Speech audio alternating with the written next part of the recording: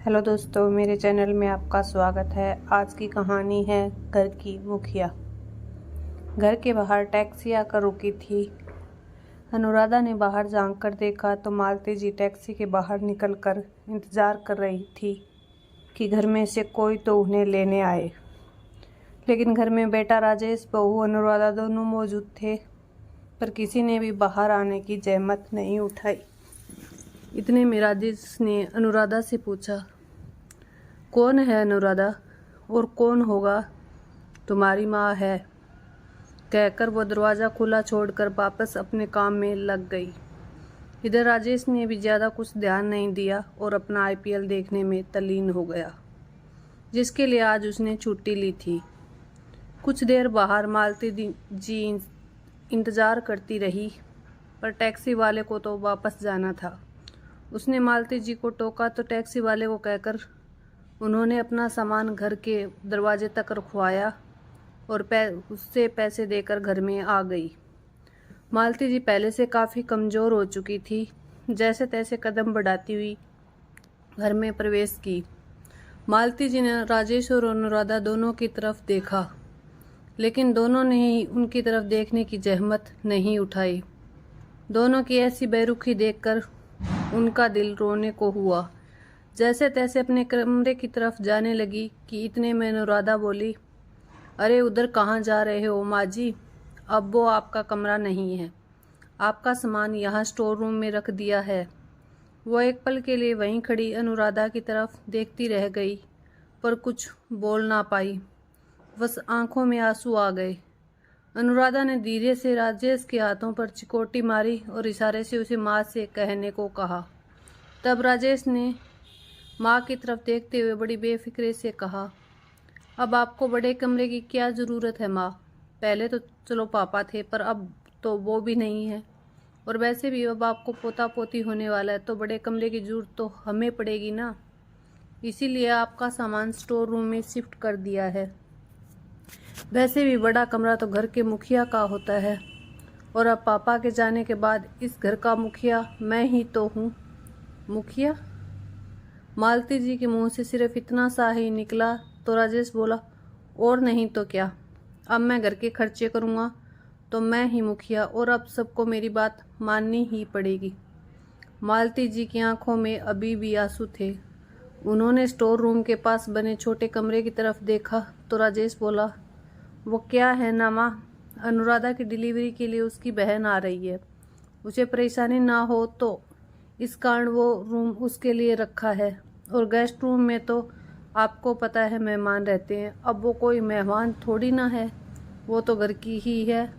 कल को बच्चा होगा, कोई प्रोग्राम करेंगे, कोई मेहमान आए तो उनके लिए वो रूम तो रखना पड़ेगा ना, इसीलिए गेस्ट रूम को हाथ भी नहीं लगाया। राजेश की बात सुनकर जैसे मालती जी के पैरों को किसी ने जंजीरों से बांध दिया हो। पैर स्टोर रूम की तरफ बढ़ ही नहीं रहे थे।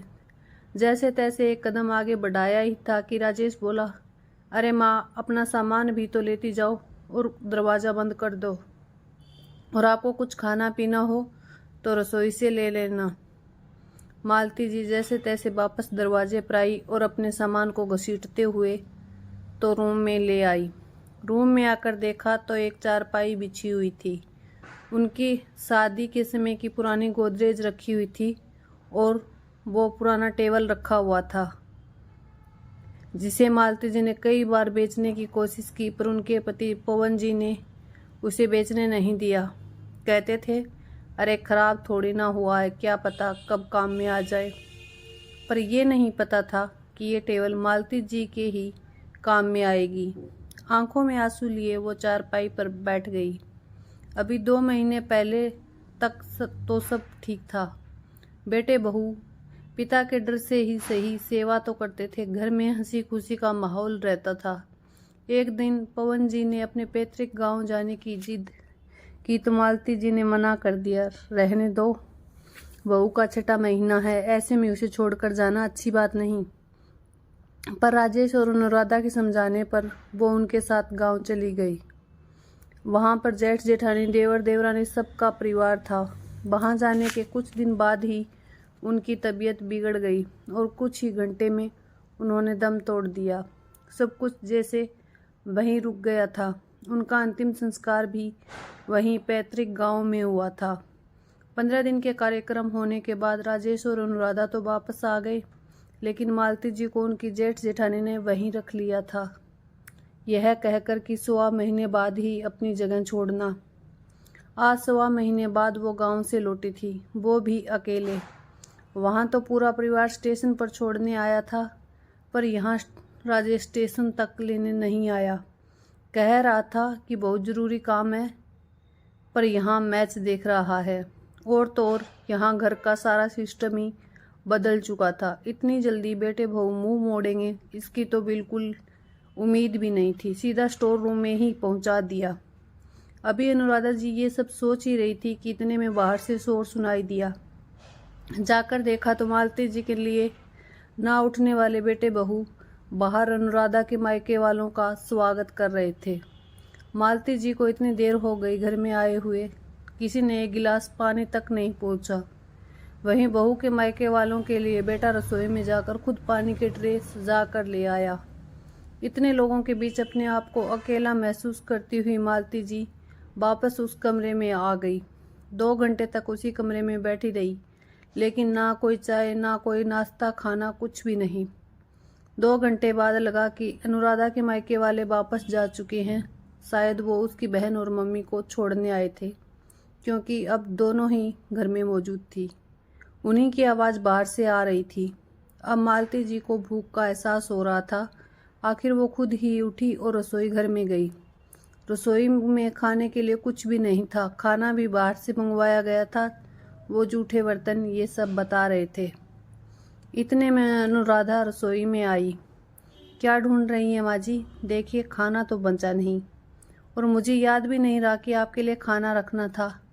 आप दूध बिस्किट खा लीजिए या फिर अपने लिए कुछ बना लीजिए, मेरी हिम्मत नहीं है खाना बनाने की, कहकर अनुराधा रसोई के बाहर आ गई। मालती जी की भी हिम्मत नहीं थी खाना बनाने की। एक तो 1.25 महीने पहले का गम अभी तक दिल से गया नहीं था। अपने किसी प्रिय की मौत तो वैसे भी तो हिम्मत तोड़ देती है, फिर ये तो उनके पति थे। ऊपर से ट्रेन का सफ़र थका देने वाला था, हिम्मत होती भी कहाँ से। वो अपने लिए गिलास पानी लेकर वापस कमरे में आ गई। थोड़ी देर तक बैठी आंसू बहाती रही। फिर याद आया कि वहाँ से निकलते समय देवरानी ने खाना पैक करके दिया था, जिसमें से उन्होंने सिर्फ 2 ही रोटी खाई थी। बैग से खाना निकाला, देखा तो सब्जी खराब हो चुकी थी, पर रोटियां सही सलामत थी। उन बची रोटियों से अपना पेट भर मालती जी चारपाई पर लेट गई। काफ़ी देर तक वो करवटें बदलती रही। आखिर करवटें बदलते बदलते आंखों में आंसू लिए देर रात उन्हें नींद आई। इस कारण से सुबह नींद देर से खुली। उठकर बाहर आई तो देखा सब हंस बोलकर चाय नाश्ता कर रहे हैं। सबकी प्लेट में गर्मा गर्म पोहे और जलेबी आ रहे थे। मालती जी को देखते ही सब चुप हो गए। इतने में राजेश बोला, माँ आप अपने कमरे में बैठिए, आपका नाश्ता मैं कमरे में ही लेकर आता हूँ। उसकी बात सुनकर मालती जी वापस कमरे में चली गई। थोड़ी देर बाद राजेश चाय नाश्ता लेकर कमरे में आया और मालती जी को देकर बोला, माँ ये नाश्ता कर लो और भगवान के लिए जहाँ तक हो सके आप कमरे में ही रहो। मालती जी हैरानी से राजेश की तरफ देखने लगी। उनके प्रश्नों को भांपते हुए राजेश बोला, देखो माँ, मुझे पता है कि आपको पापा के जाने का बहुत दुख है, लेकिन कर भी क्या सकते हैं। उनकी तो उम्र हो गई थी, इसलिए वो चले गए। लेकिन आप यूं दुखी चेहरा लेकर बार बार अनुराधा के सामने आओगे तो होने वाले बच्चे पर गलत असर पड़ेगा। इसीलिए कह रहा हूँ कि आप अंदर ही रहो। और वैसे भी सब लोग कहते हैं कि एक विधवा।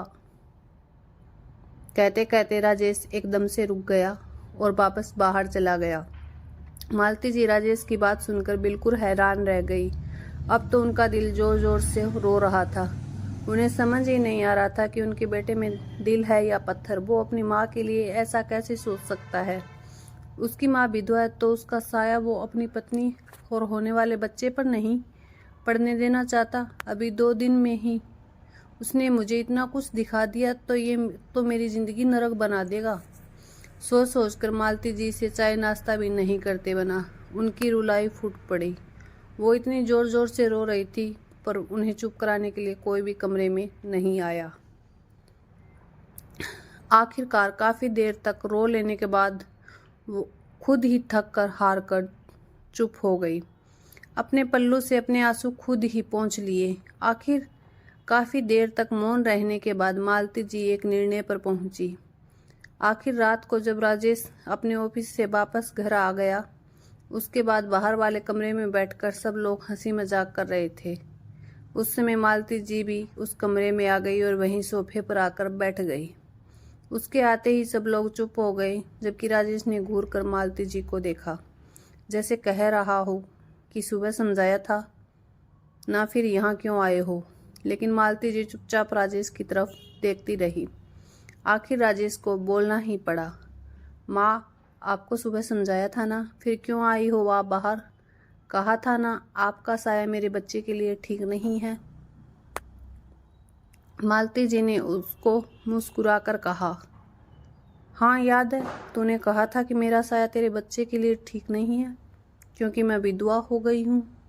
पर बेटा, जब मेरा साया तेरी पत्नी और बच्चे पर ठीक नहीं है तो अपनी पत्नी को यहाँ से लेकर कहीं और चले जा।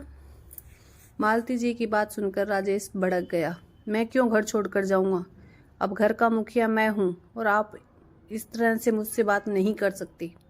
मुखिया जी, आपको बता दूं कि यह घर मेरे नाम पर है, तो किस खुशी में आप घर के मुखिया बनने को तैयार हो गए? तभी अनुराधा बोली,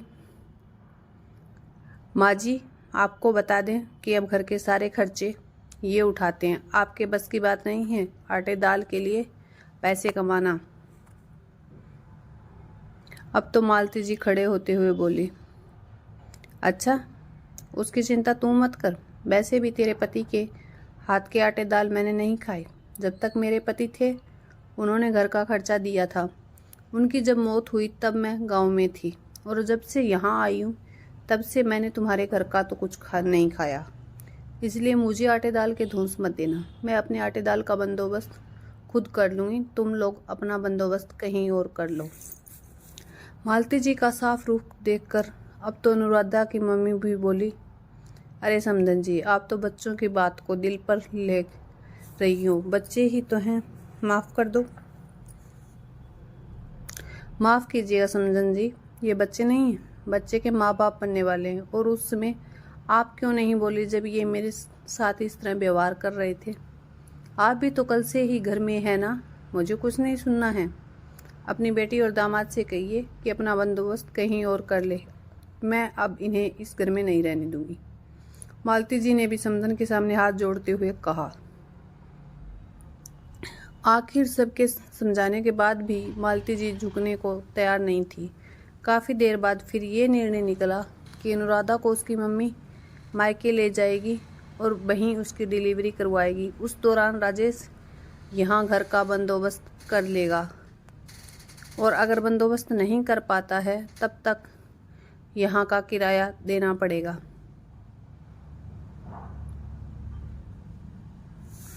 ये थी आज की कहानी। आप लोगों को कैसी लगी कमेंट करके ज़रूर बताइएगा।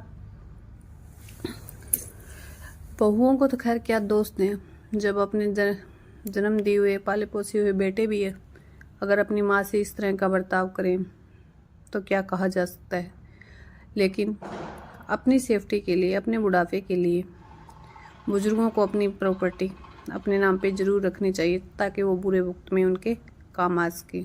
अगर आपको मेरी कहानी पसंद आई हो तो मेरे चैनल को लाइक और सब्सक्राइब भी कर लीजिएगा। थैंक यू मेरी कहानी सुनने के